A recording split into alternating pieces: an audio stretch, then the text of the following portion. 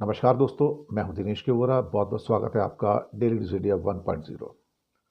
दोस्तों, कल रात जो मैंने कहा था कि कयामत का दिन है, कयामत आई और भारत ने वो रंग दिखाया कि पाकिस्तान तड़प कर रह गया।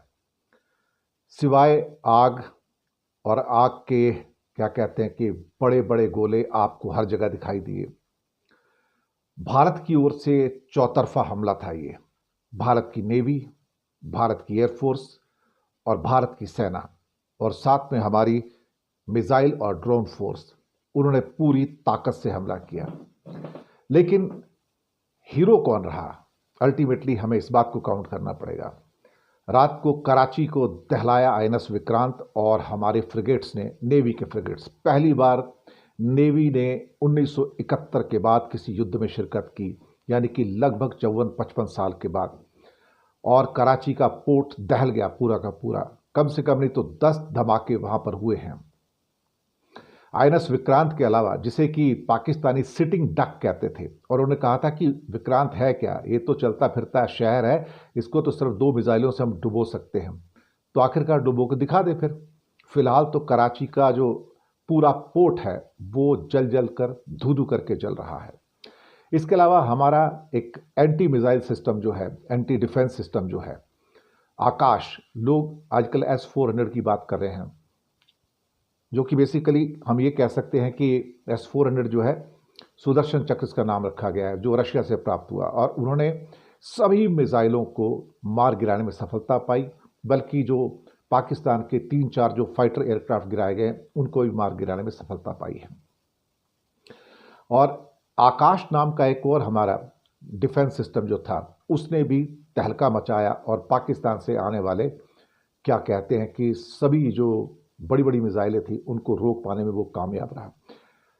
सबसे बड़ी कहानी लिखी ड्रोन्स को गिराने में। पाकिस्तान ने ड्रोन्स का भरपूर इस्तेमाल किया और वो ड्रोन्स ZU-23 नामक एक गन, ZU-23 नाम की एक गन और L-70 नाम की जो गन्स हैं सुपर स्पेशलाइज्ड, ये भारत के हीरो थे। साथ में एक शिल्क का मिसाइल, उसके भी हम चर्चे करने नहीं भूलेंगे।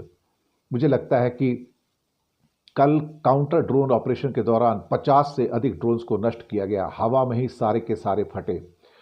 पाकिस्तान ने दरअसल ड्रोन्स की पूरी कतार खड़ी कर दी उधमपुर में, सामा में और जम्मू के तो एयरपोर्ट पर और अखनूर में और जम्मू स्टेशन पर भी, नगरोटा, पठानकोट, अनगिनत ड्रोन्स भेजने शुरू किए। लेकिन भारत ने अपनी ZU-23 और L-70 से एक एक ड्रोन को मार गिराया। 2 GF-17 और F-16 विमान को मार गिराया। पाकिस्तान एयरफोर्स का अवाक सिस्टम पूरा का पूरा बर्बाद कर दिया गया।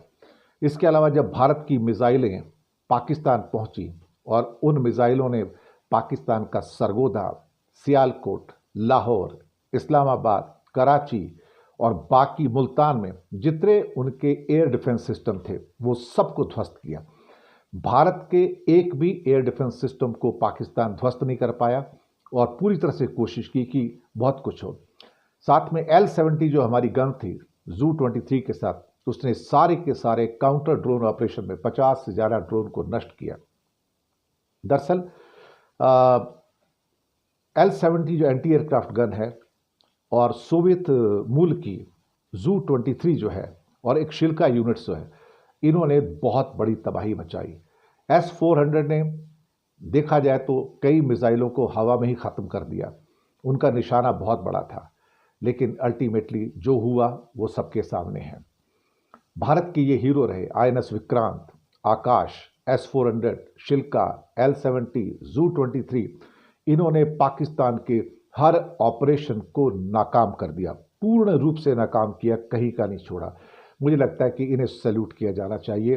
ये हमारा एपिसोड आज भारत के इन हीरोज़ के नाम है, लेकिन इन हीरोज़ के पीछे भी जो हमारी सेना के जवान हैं, उनको भी एक सैल्यूट है कि उन्होंने पाकिस्तान के हर हमले का बिल्कुल पूर्ण रूप से सामना किया और कहीं भी किसी भी एक मिसाइल और एक भी ड्रोन को भारत में क्षति नहीं पहुंचाने दी।